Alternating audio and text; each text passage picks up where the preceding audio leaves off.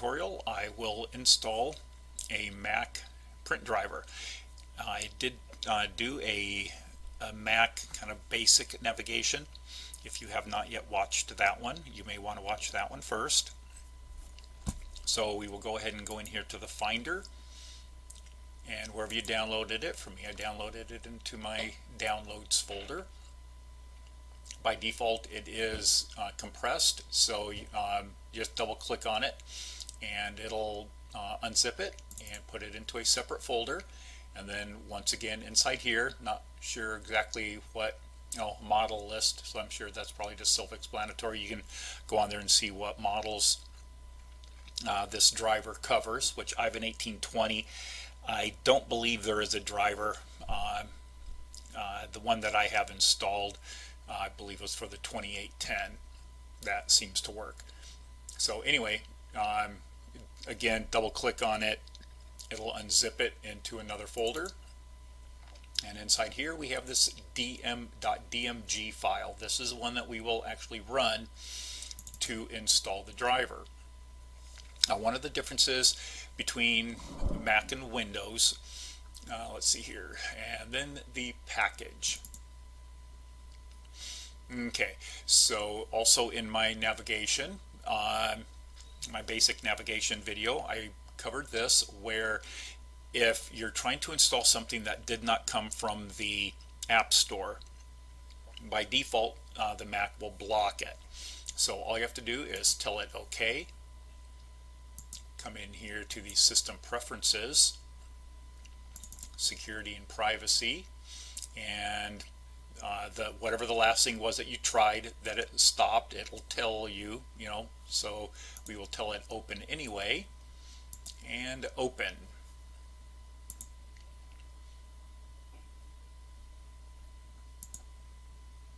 And now here we go. Anyway, so getting back to one of the differences between the Mac and Windows is, for both installations you need administrative rights. For Windows you need the administrative rights just to install it. For the Mac, it'll ask you partway through the installation. Actually, it might at the beginning as well, I don't recall for sure. But even if you, with Windows, as long as you have administrative rights, it'll just install.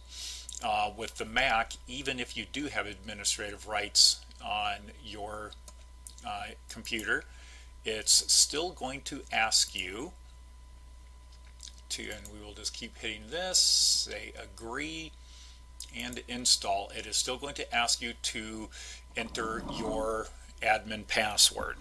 So even if you have admin rights, it still asks.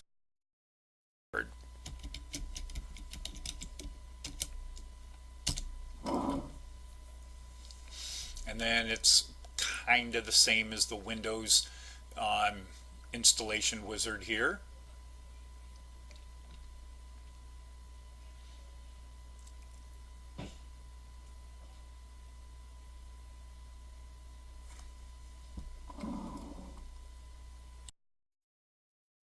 Installation was successful. Now what this does is it installs the drivers. It doesn't set up a print driver, but it installs the drivers on the machines to where you can select it. When you're done, you don't need this anymore. You can tell it to go ahead and move it to trash, and we will go exit out of that, come back in here to the System Preferences to actually install the driver. And so down here you have the plus and the minus. If you select a machine, hit the minus, it'll delete it. If you want to add a driver, you hit the plus. And you want IP. Now mine is 92.168.29.180. Now it will try and select the appropriate driver. If it doesn't find it, it will go to this generic driver.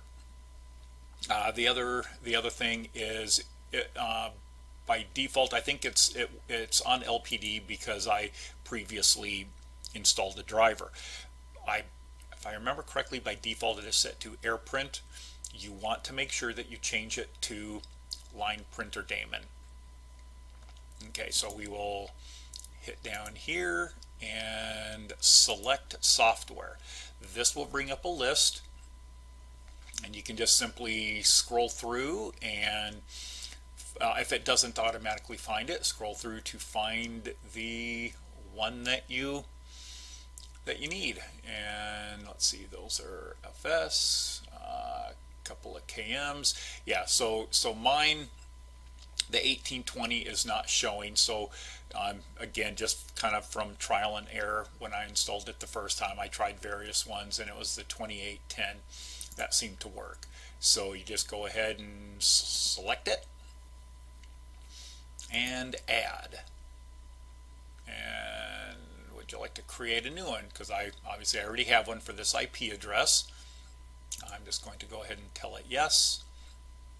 Now here you could select the various options on the machines that have finishers, booklet folders, other paper cassettes. All of the options you would go ahead and change in here, and you want to go ahead and set them. And we will just tell it OK. And there we have it. Now, if you do forget to change the options, once it's installed, you can come in here to the options, and they should be listed here to where you can go ahead and change them. Now, you will see as far as the printing preferences, they are not in here. That is going to be inside the driver or inside the application when you go in to print. Okay, so what I was talking about here with the plus and the minus, since I already have my 1820 installed, I will select the one that we just installed, hit the minus, and delete printer. Okay, so we can go ahead and get out of here now, and I will open up something here.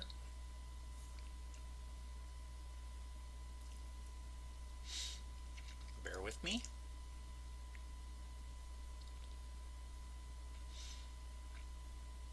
Okay, so guess I'll have to blur some of this stuff out. So let's just go ahead and select this one. Okay, let's just tell it OK. Okay, that works. All right, so up here again, also from the basic navigation video, you'll see that once this opened, our options up here changed. So we'll come up here to File and Printer Settings. It doesn't give you a whole lot, but if we come in here to Options, and it still doesn't give us a whole lot, well, let's try, print. Okay, here we go. So that's still not showing us a whole lot. So if we go ahead and tell it to show details, it will open up a bunch more information here. And if we come in here and tell it the print panel and then settings, we will now get kind of the Windows type interface. So you can, if it is a color printer, you can change it. Now, if you do change anything, you want to change the default. What you do is you go ahead and make all of the appropriate changes, and then tell it OK. And under the default, because the default settings are the way they are, so what you would do is change it to the way you want it, and then tell it to save current settings as a preset, and then change it. If there's something, they an account down in Oregon, and they did a lot of these certificates, and so we made some changes because they did a lot of these, so that they'd have a preset for when they use their certificates, they wouldn't have to go through and make all the changes to cardstock and whatnot. So anything that you change, if by default it's set to color and they wanted default to black and white, change it to black and white in the settings here, which this is a black and white printer, and then under the save current settings as a preset, tell it black and white default or something, whatever you can ask the customer what name they want to give it. And that is about it for the print driver tutorial. Thank you.